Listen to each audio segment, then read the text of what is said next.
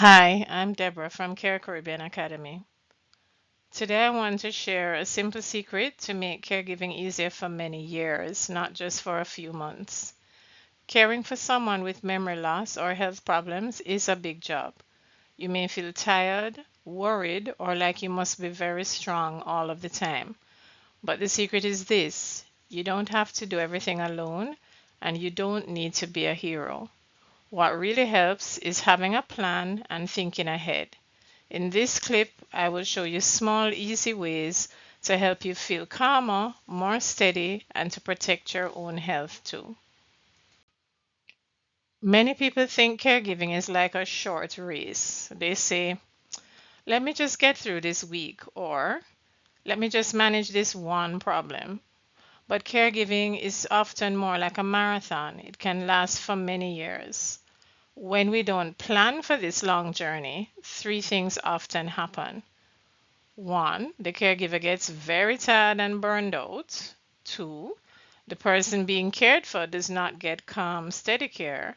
And three, the whole family feels like it is always in crisis and stress.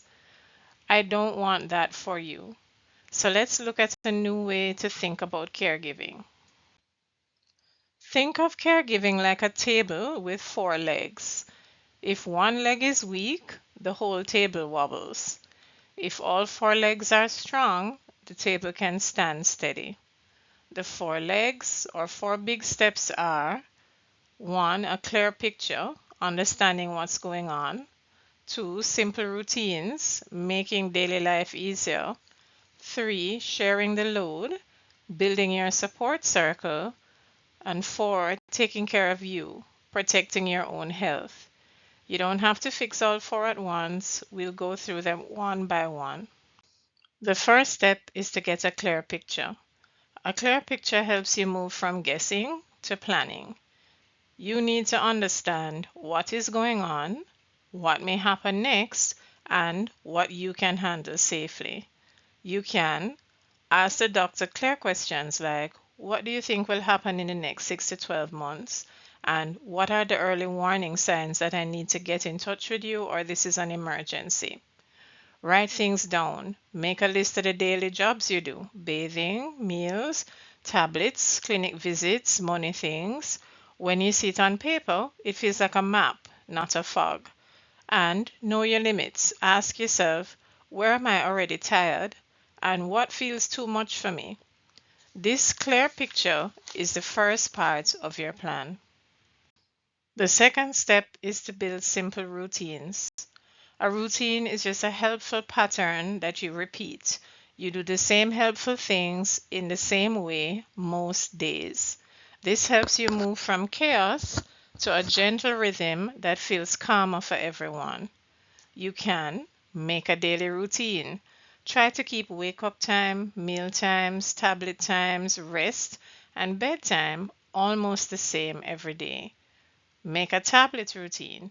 Use a pill box if you can. Write down the times for tablets. Set phone alarms to remind you. Use a medication administration table. Make an information folder. Keep one folder with the tablet list, the main diagnosis or problem, phone numbers, and a simple emergency plan. These small routines take some work at first, but they save you time, worry, and energy later. The third step is to share the load. No one can be a hero caregiver alone for 10 to 20 years. That is not safe for your mind or your body. You need a circle of support, not a spotlight on you alone. Support can be emotional support, a friend, prayer partner, support group, or online community where you can say, I'm tired, and people listen. Practical support, a brother or sister who takes one day, a neighbor who can sit with your loved one, or paid help for a few hours if possible. And professional support, doctors, nurses, physiotherapists, counselors, social workers, and so on who can guide you and give you ideas. Think of three people or services who might help you. You don't have to ask them for a lot. Even a small bit of help can make a big difference. You cannot pour from an empty cup. If the cup is empty, you cannot pour anything out. Caregiving is the same. If you're running on empty all the time, you cannot give the care you want to give. So we must find ways to fill your cup again and again. The fourth step is to take care of you. We often forget this step. We think, I must give, give, give, and we forget that we are human too. But taking care of yourself is not selfish, it is wise caregiving. You can take small rest times each day. Even 10 to 15 minutes helps. You can take a short walk, drink tea quietly, stretch your body, say a prayer, or call someone kind.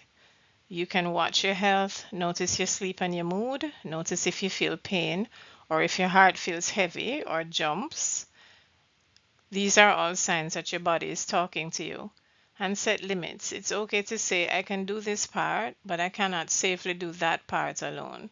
This protects your health so that you can keep caring with love for longer. If you start with even one of these steps this week, you're already moving from firefighting to long-term planning. Ask yourself, this week, will I work on a clear picture, or build one simple routine, or ask one person for help, or take 10 minutes just for me each day? You do not have to do this alone. You can also get personal help. You can join the free Dementia Caribbean Skool community. The links are in the description for this video and in the banner for this channel. Inside the community, I also offer one-to-one caregiver consults where we can sit together and make a care plan that fits your real life. I want to end with this. You are not failing. You have been doing the best you can with what you know. Now it may be time to add some better tools and more support. Caregiving does not have to be a constant emergency. With a simple plan and small steps, you can build care that is calmer, safer, and kinder for both your loved one and for you. Thank you for all that you do, and thank you for spending this time with me today. I'll see you in the next video.